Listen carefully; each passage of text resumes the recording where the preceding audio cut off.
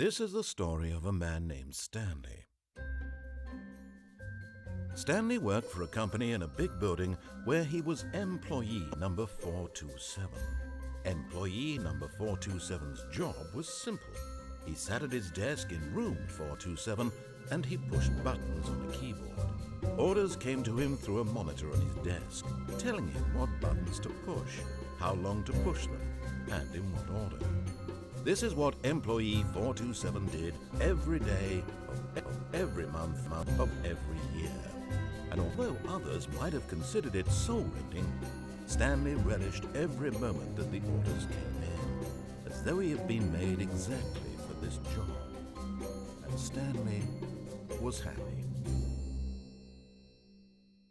And then one day, something very peculiar happened. Something that would forever change Stanley. Something he would never quite forget. He had been at his desk for nearly an hour when he realized that not one single order had arrived on the monitor for him to follow. No one had showed up to give him instructions, call a meeting, or even say hi. Never in all his years at the company had this happened, this complete isolation. Something was very clearly wrong. Shocked, frozen solid, Stanley found himself unable to move for the longest time. But as he came to his wits and regained his senses, he got up from his desk and stepped out of his office.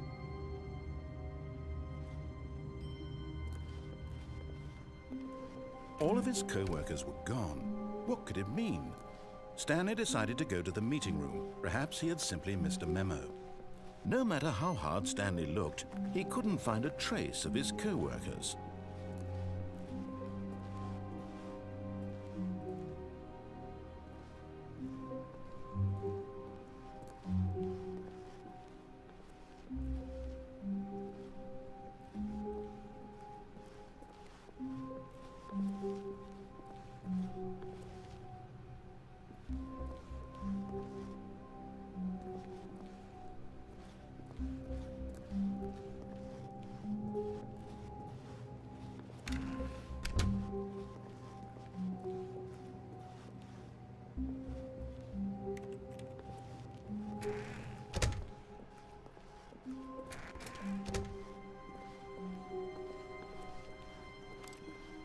When Stanley came to a set of 2 open doors, he entered the door on his left.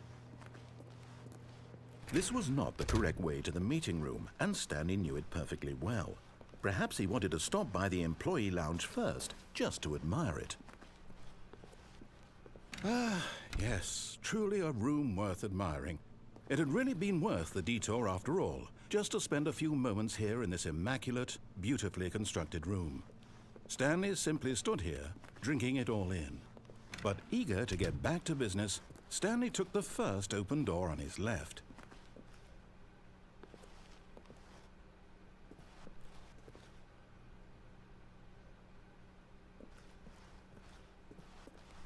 Stanley was so bad at following directions, it's incredible he wasn't fired years ago.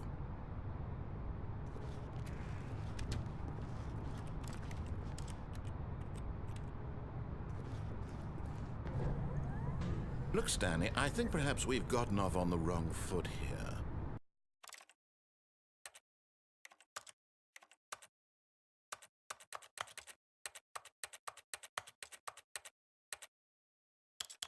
I'm not your enemy.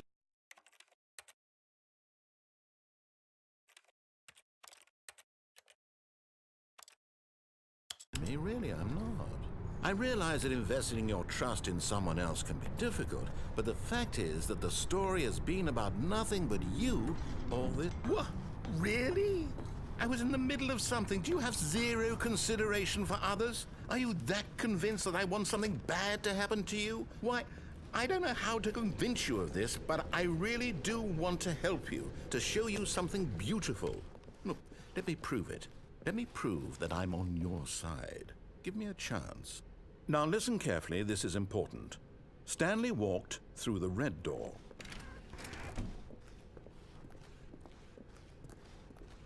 Aha, perhaps you misunderstood. Stanley walked through the red door. I still don't think we're communicating properly. All right, fine. Go ahead, Stanley. You want to know so badly what's out there? You want to find out what lies at the end of this road you've chosen? Well, don't let me stop you. You see? There's nothing here. I haven't even finished building this section of the map because you were never supposed to be here in the first place. Broken rooms, exposed developer textures. Is this what you had wanted? Was it worth ruining the entire story I had written out specifically for you? Do you not think I put a lot of time into that? Because I did. And in the end, it was all for nothing, because this is what you wanted to see. Help me here, Stanley. Help elucidate these strange and unknowable desires of yours. What would have made this game better? What did you want to see? Vehicles? Skill trees? Work with me. You've given me absolutely nothing so far. Tell you what, let me take a stab in the dark at a new design, and you can give me some feedback. There we go. A third option. This already feels leaps ahead of where we were before. Go ahead, Stanley. Take it for a spin.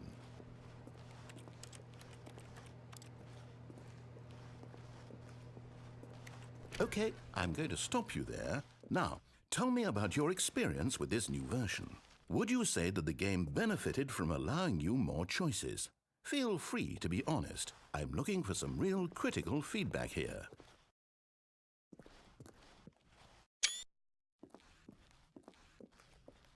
A 1?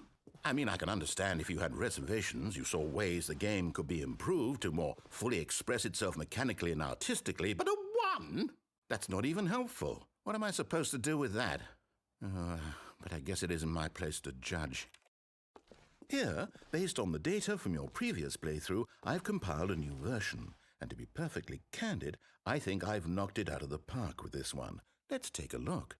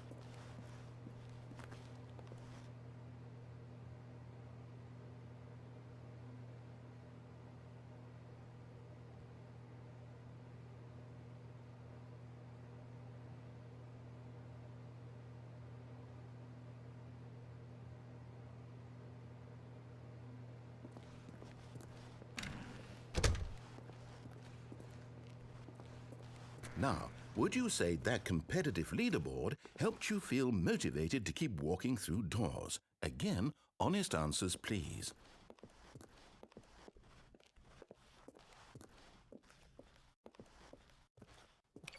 Hey, I nearly forgot. I've got a prototype of a new game I've been working on, and now would be a lovely opportunity to give it some playtesting.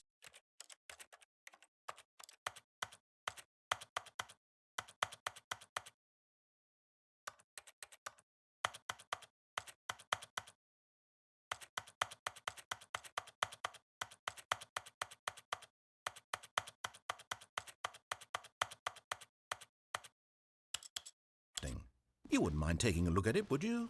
Perfect. Let me boot it up. In this game, the baby crawls left towards danger.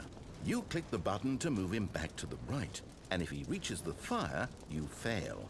It's a very meaningful game, all about the desperation and tedium of endlessly confronting the demands of family life. I think the art world will really take notice. But of course, the message of the game only becomes clear once you've been playing it for about 4 hours. So why don't you give it 4 hours of play to make sure it's effective? Be sure to keep notes on your experience.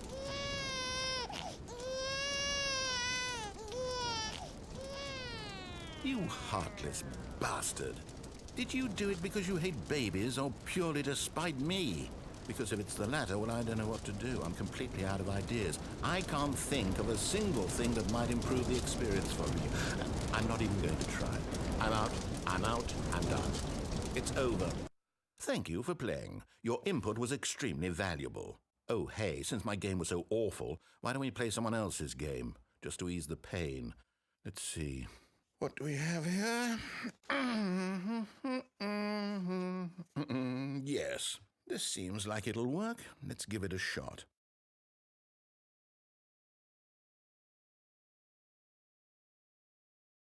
Well, Stanley, is this any better? At last, the one thing you've always desired, a game I had absolutely nothing to do with. But is it enough? Tell me that, Stanley. Will it ever be enough? Well, I'll say this. I'm done making things for you. From now on, I will only create to fulfill a greater artistic purpose. Watch this, Stanley. I'm going to build a house.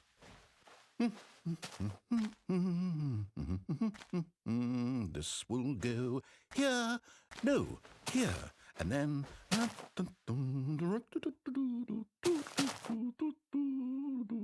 Let's see, what does it need? Yes, of course, and just to finish it all off, yes, it's complete.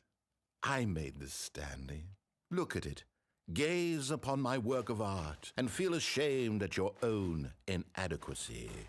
Ah, but you've only seen it from the outside. You've only gotten half the experience. Please, step inside and make yourself comfortable. Isn't it grand? Isn't it perfect? It could only be better if... Wait, that's it. We must rebuild it out of diamond. Diamond everything. Yes. Come along, Stanley. We have to go mining.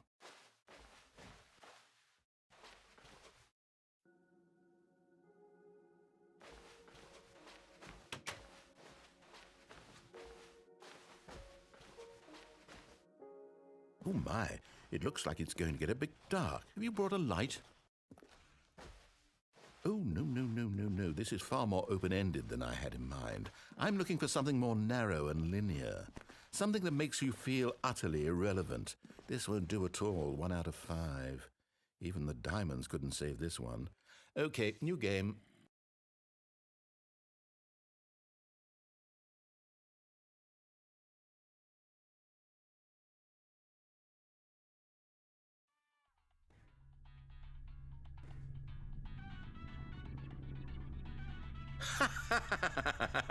Yes! I don't even know what this game is, but I love it.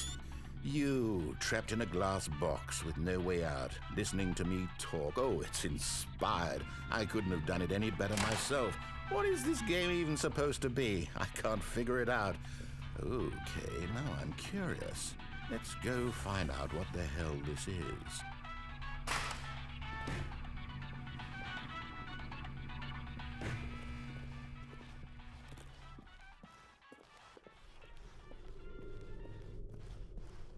Oh, it's a puzzle. Critical thinking, Stanley. Your forte. Genius.